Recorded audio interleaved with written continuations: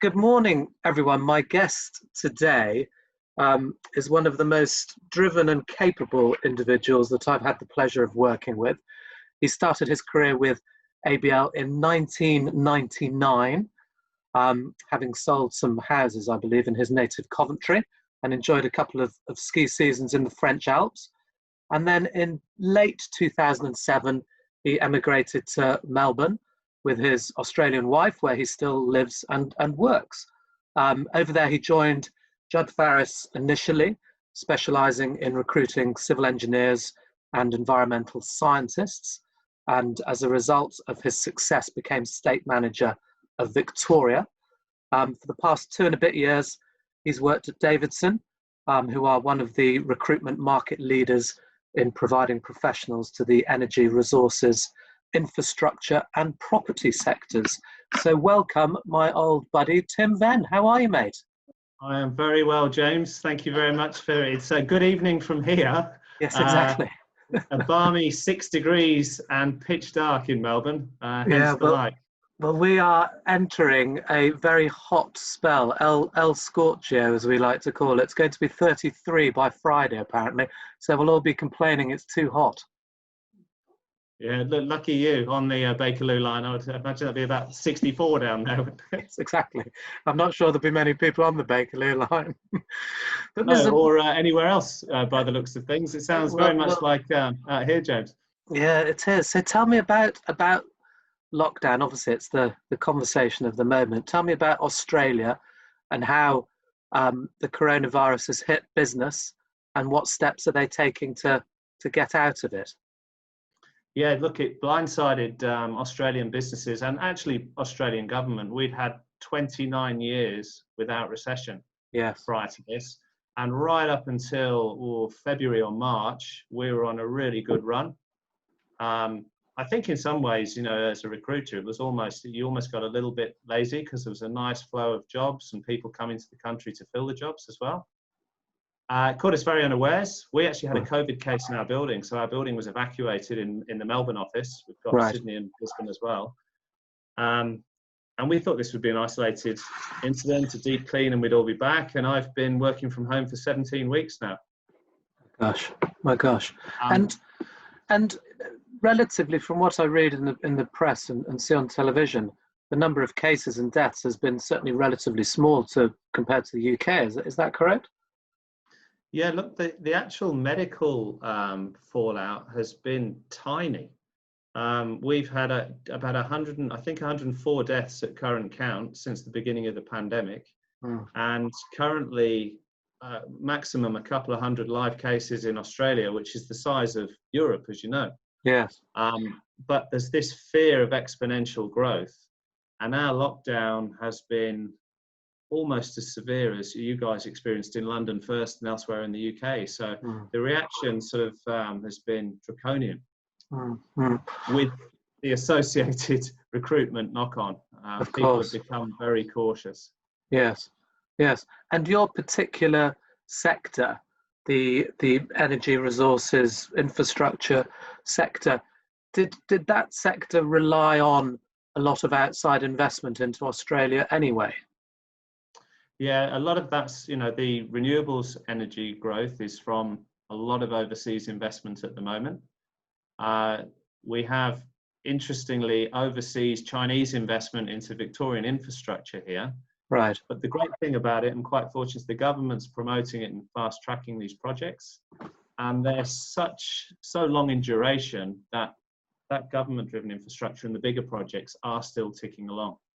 Yes. Smaller buildings work and other design has been hit really hard. New subdivisions of houses has been hit really hard because we've got no immigration. You can't enter Australia without 2 weeks quarantine at the moment. Sure. And generally speaking, we're probably seeing about 1/3 of the volume of vacancies that we were seeing pre-COVID. Yes. Yeah. Well, I think that sounds similar to the UK, and in the UK, we're waiting to see once the furlough scheme tapers off, what will be left, if you like, of the recruitment market. So far, we've seen some encouraging signs, though, and hopefully the recovery will be quick and relatively painless. But I do think that will depend on the the fallout from the coronavirus job retention scheme as they talk about it. Anyway, enough of the doom and gloom. Tell me about you and your journey, if you like, your move to Australia. How did you find that initial move back in 2007 and picking up your recruitment career again? Yeah, it was a strange one. I think it's deceptive that you come over to a country where the culture's very similar. People love their sport. People don't mind a drink. They like to socialise. It's the same language. And so I thought it would be very much easier than when I moved to France, for example, or when I lived in Germany. Yes. However, it's quite that's quite misleading, because things are done very, very differently over here in Melbourne. Recruitment is done on a relationship basis, so it takes a while to start. You need to have 2 or 3 coffees with people, know what their children are called, which AFL football team they support, and little by little you gain momentum. Absolutely. But provided you provide the kind of service that you guys have always provided, and you always act ethically, it builds and grows. So it's a slow start. Compared to London, I found it a little bit more transactional. Right. And is that because you were working in a different sector? Because obviously at ABL you were mainly working within the sort of sales, account management, administration type sector. Was it because you were placing people at perhaps a more senior level?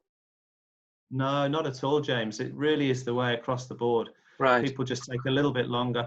People who are born in Melbourne tend to maybe travel a little bit, work elsewhere, but nearly everyone comes back. I think they're addicted to the coffee and the AFL football.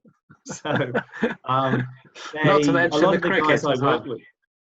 Yeah, a lot of the guys went to school together, played sports together, played cricket, really? played footy together, and actually do give each other a lot of work. There's almost a sort of an old boys network, of a bit of an alumni, an old boys network, whatever you care to call it. So it takes time to break into that, but then it's very enjoyable when you do. You know, and in terms of the lifestyle and the work-life balance, did that differ dramatically? I mean, we're talking over 10 years ago now, obviously, but James, I was sold a lie. I thought it was going to be home and away. I thought I was going to be on the beach at 4 p.m.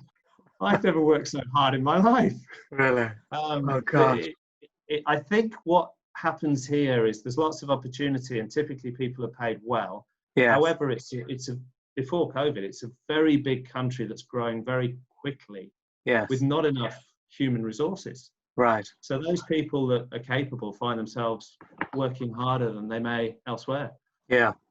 Yeah. No. Sure. So no, sure. imagine up and down the beach. And tell me then a little bit more about the sort of modern day, because you moved from Judd Farish to Davidson. Tell me about Davidson. So they're obviously a very specialist business. What's their blueprint? Do you think their blueprint for success? Well, it's an interesting one, because Davidson's been very successful in growing by acquisition.